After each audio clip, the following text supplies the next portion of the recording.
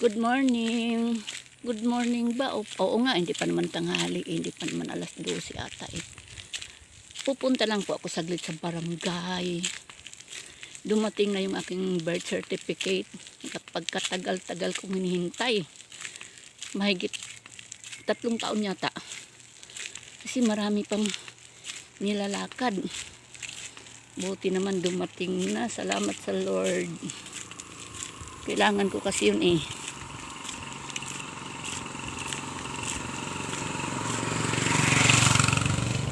Lalo na pag may awa ang Diyos na bibigyan pa ako ng mahabang buhay. Pag idadyatan ng 80 may makukuha. Salamat naman sa Lord. Yan, kahit walang madaan na tricycle, lakad na lang ako. Mga motor lang yan. Punta na ako puti. Hindi nga ako nagsusuklay. Ako'y nagbubutas ako ng mga timba kasi pagtatamnan ko ng halaman. Binalita lang sa akin ni Tia Glo. Napunta daw ako ng barangay kasi sinatsat siya ng anak niya si Jamaica. Ay, buti naman kina Tia Glo. Salamat ako sa kanila kasi kung ano-anong balita. Ako walang kaalam-alam. Sila lang babalita sa akin. Maraming salamat sa kanilang mag-anak. Kung hindi sa kanila, wala akong kaalam-alam. Yan ang init-init oh.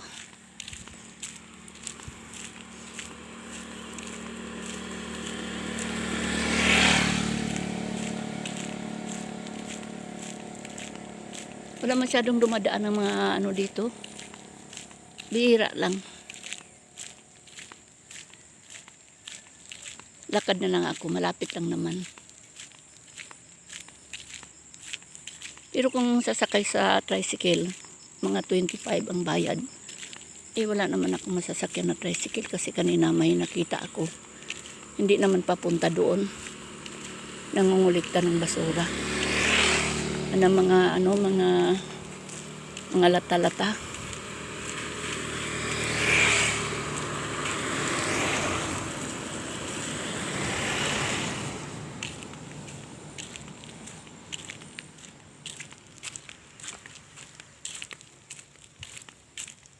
Takot ko doon ako dukutin.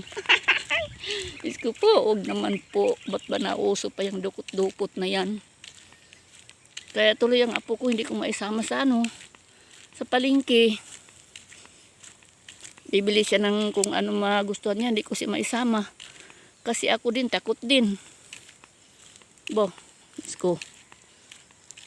Ako, kalmante na ang sarili ko pag dumating na sila, galing siya sa school, ang apo galing sa trabaho. Kalmante na ako, pero habang wala pa sila, kabado ako. Takot-takot na panalangin ko kay Lord na sana po makakaalis silang ligtas, makakauwi din po silang ligtas. Yan ang panalangin ko kay Lord. Ligtas na lang po kami sa lahat ng karamdaman at kapahamakan. Bigyan pa po niyo kami ng mahabang buhay at wala masyadong problema. Mga problemang mabibigat. Mild lang. Talagang ganun kasama sa buhay ang problema. Pero huwag naman yung masyadong mabigat.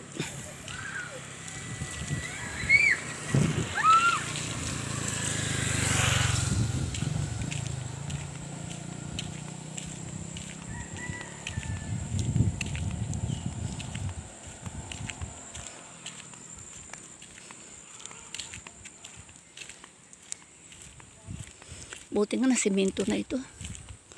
Kasi nung araw, nung hindi pa simentado ito, ilan-ilan lang tricycle ang pumapayag na bibiyahe dito.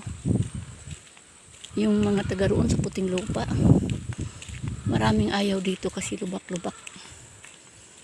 Salamat nga ako at nagawa na. Isa pa rin yung pinasasalamatan ko yung yung tawiran dyan sa Yakult, yung overpass dyan.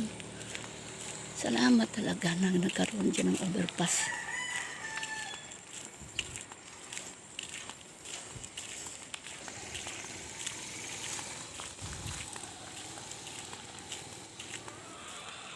Kasi mahirap tumawid.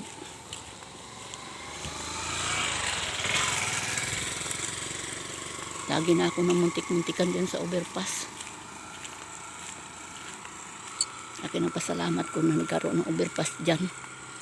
Lalo na kung may dala kang mga bata, ang hirap.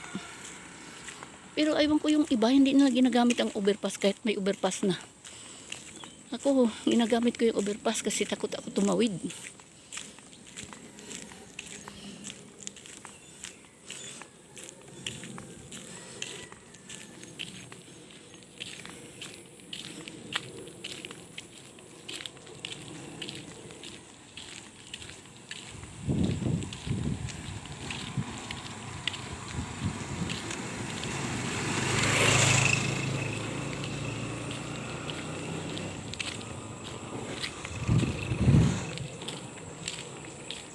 Saan ka napasok? Ha? Kanino ka anak?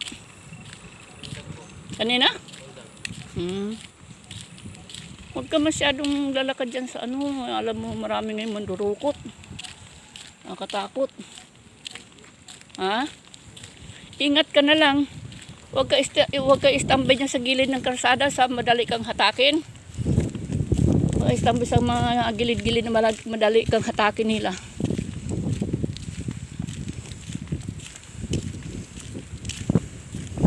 Ingat ha.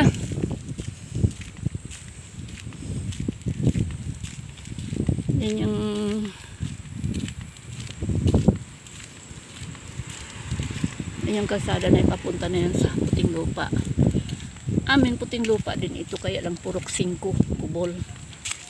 Yan o, yung kalsada na yan papunta ron. Purok 5 yan kubol.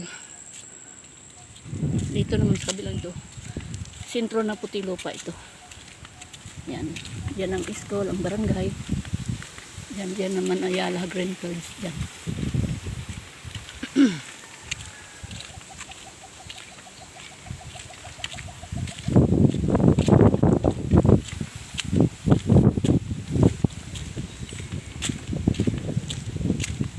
Dito na ako, papunta na ako.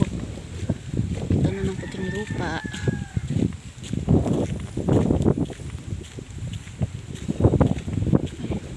Hindi pa rin aking payong. Hindi ko na.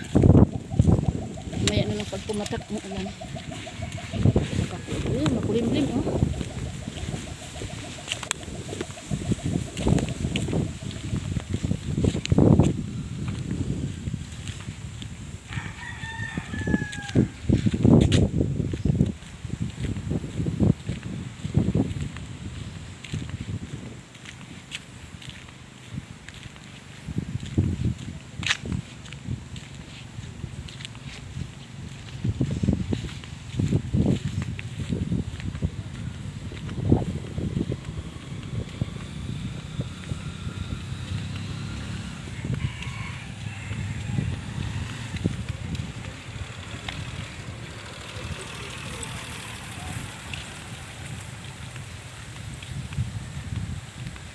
Yan ang golf course. Yan. Paikot yan. Lawak niyan. Paikot yan doon sa likod. Diyan naman sa itaas na yan, maraming mga bahay dyan. Diyan ang mga bahay ng mayayaman, mga bahay ng mga artista. Yan sa taas na yan.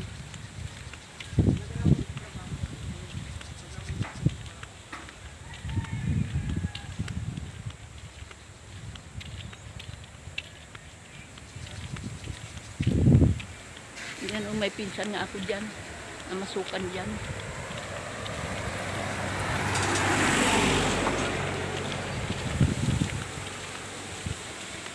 Hindi nakita, natakip na ng mga ano, mga kahoy na yan.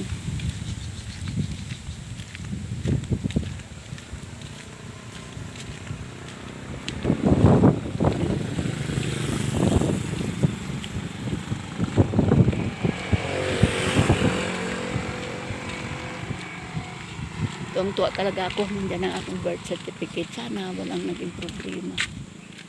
Ayan o, yung mga bahay ng mayayaman na sa bundok. Marami ang bahay yan. Paikot dyan doon sa likod. May pinsan ako dyan. Hinintay ko nga siya.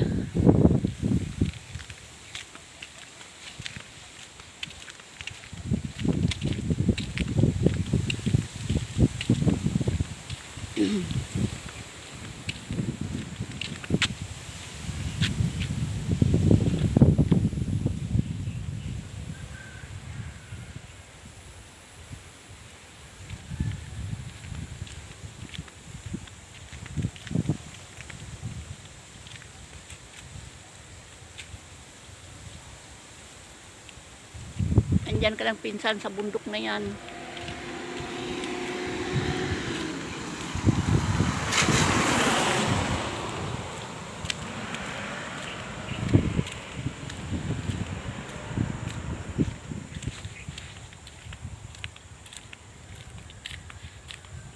Dito lang kami sa baba.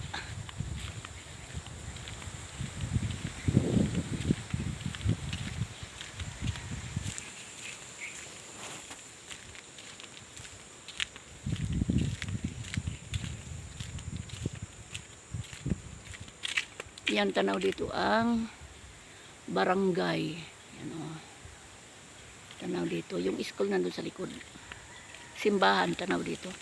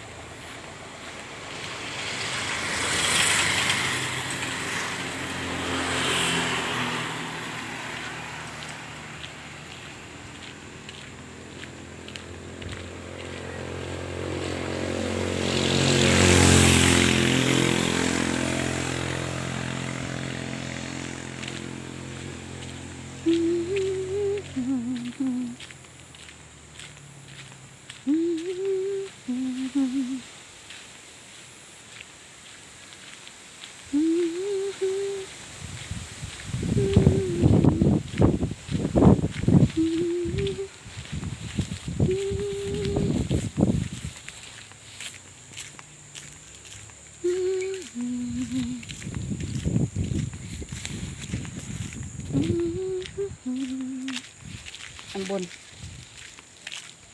Balik na itong payong. Gayak bibili ako nung lumabas ako. Hindi ko na kayang bitbitin. Kasi marami akong abubot, may timba pa.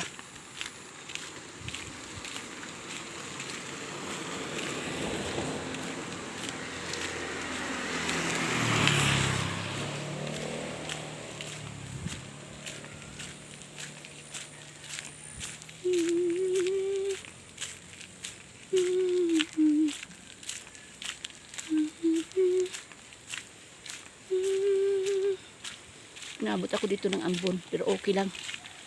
Importante yung aking kukunin na yun. Yan, nakasindo na bahay na yan. Yung mataas kaibigan ko ang may-ari niyan. Madami akong kaibigan dito. Tsaka yung katabi niya, matanda ang may-ari niyan. Patay na yung matanda. Pero yung anak niya, kumari ko yun eh. Inaanak niya yung anak kong bunso sa binyag. Yan o. Karami kong kaibigan dyan. Kasi ako mahilig makipagkaibigan.